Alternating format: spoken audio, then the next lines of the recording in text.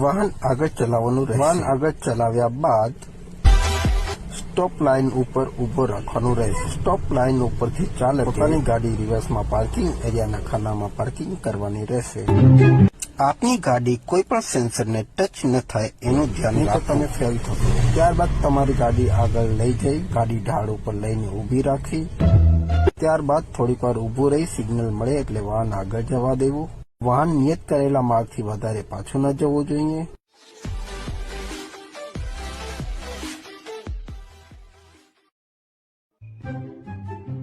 તેના પછી તમારી ગાડી નીચે દર્શાવેલ એરો મુજબ વાહન લઈ જવું। ટ્રેકની બંને બાજુ રાખેલા સેન્સર પોલને વાહન ટકરાય નહીં એનું ધ્યાન રાખવું।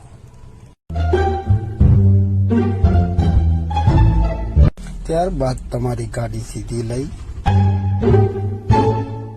એસ આકારના ટ્રેકમાં ચાલકે પોતાની ગાડી રિવર્સ એટલે કે પાછળની બાજુ ચલાવવાની રહેશે।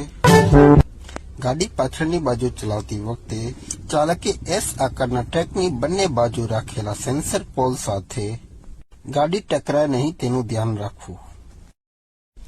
રિવર્સ ટેસ્ટના અંતિમ છેડા પર લઈ જવાનું રહેશે। રિવર્સ છેડા પર પહોંચ્યા બાદ તમારી ટેસ્ટ પૂર્ણ થઈ ગણાશે।